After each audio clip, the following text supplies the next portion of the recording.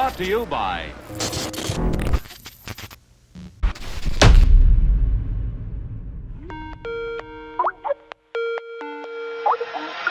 Hey, friend. Hey, man, I'm so sorry. I have to cancel today. I'm really not feeling well. I'm feeling very under the weather. Oh, no, it's okay. I understand. A lot of people are getting sick right now. Feel better. Yeah, thanks, man. Hopefully I'm feeling better by next week. Let me catch up with you then. Okay, yeah, that sounds good. Just give me a call. Alright, I'll talk to you later, man. Have a good night. You too. Shit. They ought to make the day the time changes the first day of summer. What? Well, it's 8 o'clock and it's still light. A lot of good the extra daylight does us. Now, we've still got a 3-hour drive back. We're not going to be home until after midnight. Well, if it really bugged you, Johnny, you wouldn't do it. You got 1 o'clock Sunday on a sea.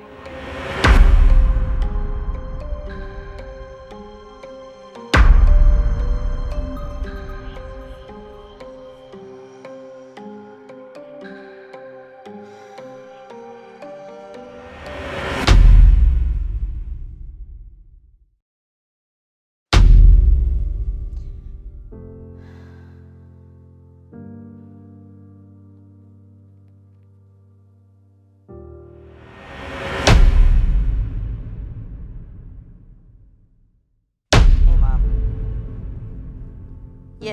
Yeah, I'm okay. Just, staying safe.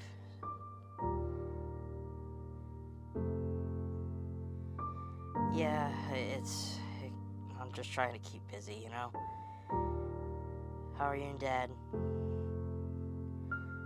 Oh, that's really good. I'm glad to hear that. I know, I miss you guys too.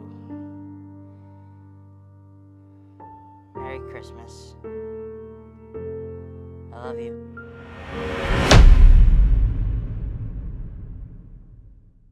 Can't let you in. It's not safe. Are you kidding me, lady? Please! Finally!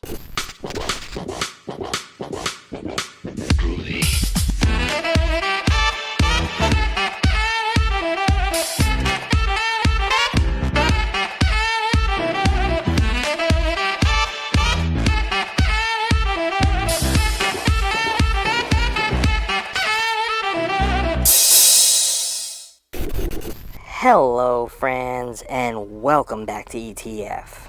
It has been a good long while since we found ourselves sheltered from the world and in the early days of the pandemic. Despite things not having gotten a whole lot better, society has chosen to open back up to maximum capacity and abandon all safety precautions. Ever since those early days, I have been waiting, hoping for someone to take the situation and twist it in their own creative way, using it for a narrative that would be both horrifying and horribly relatable. Who better to do this than the man who brought us arguably the most timely and successful slasher franchise in my lifetime? That's right, friends.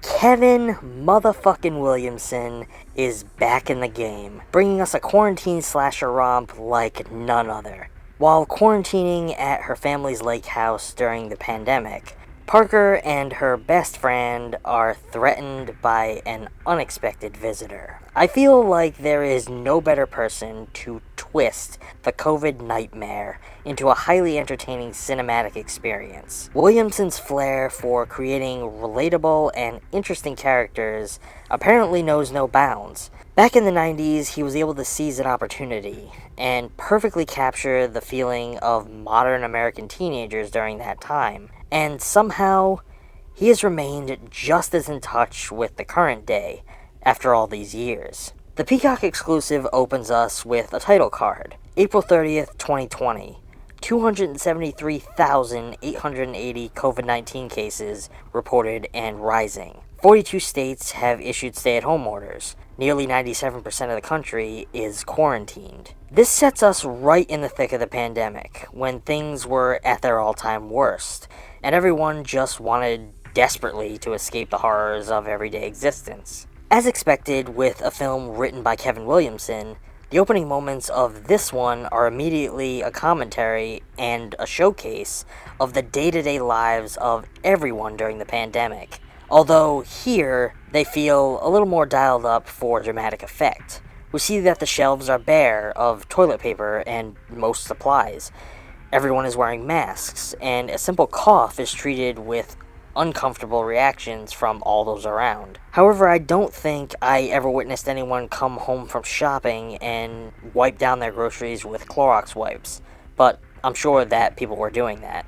Thanks to the masks, it took me a few minutes to realize that the kid we are following in the opening was the main kid from J.J. Abrams' Super 8. It's good to see that he's still working. Immediately during this opening attack scene, we see that there is going to be an intensity and a more dynamic energy to this film's camera work. I liked that the script was flipped here, and our opening kill is a young guy, while our protagonists throughout the rest of the movie are a couple of young girls. This film takes the opportunity to include each of the most obvious elements that COVID brought to the world. We see the arrows on the floor of the supermarkets, excessive shopping leading to stocking issues. One of our characters mentions that her dad won't make it if he gets infected, so we can assume that he's immune compromised to some degree. Much like Scream, our killer here follows a similar MO, communicating and taunting his would-be victims over the phone before making himself known, though here he utilizes text messaging rather than eerie phone calls. From a visual and tonal standpoint, I think it's easy to see this film fitting right into the same universe as Williamson's other works, like Scream and I Know What You Did Last Summer. However, we are grounded closely to reality here by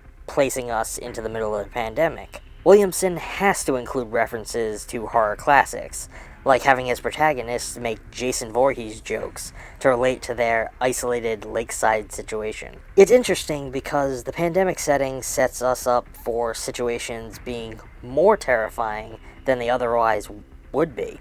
An example being when the boy toy shows up, and our girls are already utterly terrified before ever opening the door. As always, Williamson explores the lives of his characters deeper here, and after all these years, he still somehow has his fingers firmly on the pulse of modern American teenagers. He so easily navigates the muddy waters of dating, hooking up, and complicated relationships in an era where social media, casual flings, and emotional insecurities run rampant. This film does some fun things with placing our dark figure within the frame, moving about as a shadow, unseen by our characters, looking over them like a silent stalker. I love the way the killer makes his way into this situation, isolating our characters so effectively by simply sneaking around in the night and taking their phones while they sleep.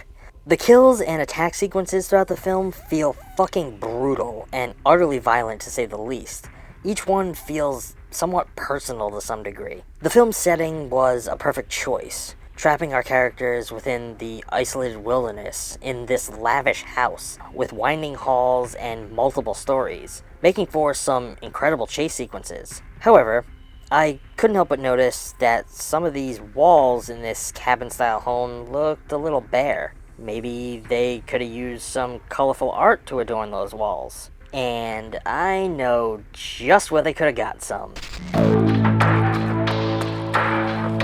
Movie Palette is an eye-catching and unique piece of artwork that holds a deep secret. Your friends and family will be intrigued by the fascinating story that each movie palette has to tell. Every stripe represents a color of a particular scene in a movie. Each stripe is put in chronological order to give you a perfect representation of your favorite film in one beautiful work of art. The effect is stunning and an accurate representation of the colors and vibrancy found in your favorite movies. As its secret is revealed, Movie Palette is sure to become a conversation piece as you try to guess which color represents which scenes. The best part about these for me is that it's a piece of art that showcases the visual look of a film, through the captivating color palette that captures your imagination. Not often do we see the color of a film so beautifully celebrated, which is why ETF has partnered with Movie Palette to bring you this exclusive offer. Head on over to moviepalette.com, pick the movie palette of your favorite film,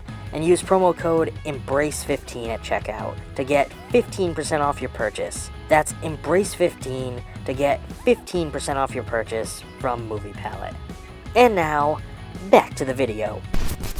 The killer of this one is not adorned with a lavish costume, but fittingly just wears black clothing and a black gator-style mask, fitting right into the pandemic setting, as we saw many people wearing those throughout the whole ordeal. The reveal that there is not one killer, but two, is classic Williamson, making this feel even more connected to Scream. He even makes these killers smarter than most. I love that realistically the killer doesn't just overlook the shotgun during the scene with the neighbor. He actually picks it up and fucking uses it. There are a couple of scenes throughout this one where the lighting could have been elevated a little. During the attack scene on the lake, things are a little too dark and you really couldn't tell what was going on.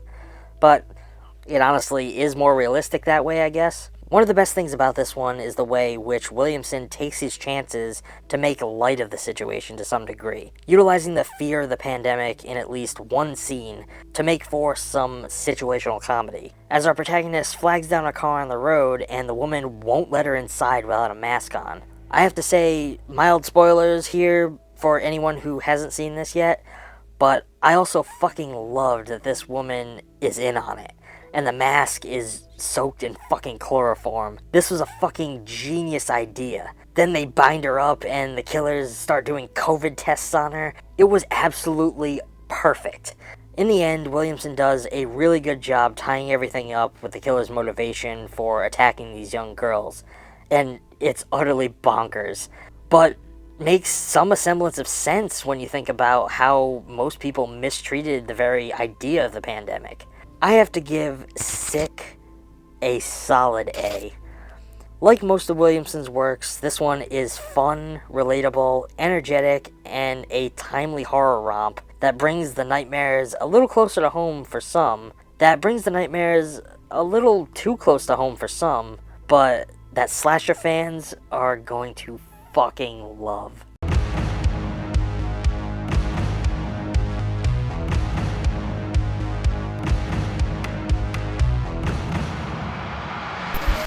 Alright friends, that's going to bring this one to an end. If you enjoyed this video, please consider helping out a struggling puppet, and consider supporting ETF over on Patreon. I am in the middle of rolling out a bunch of new and exclusive content over there just for supporters that I really think you guys are going to like. I hope you check it out, at least for a little while. As always, stay safe, and thank you for watching.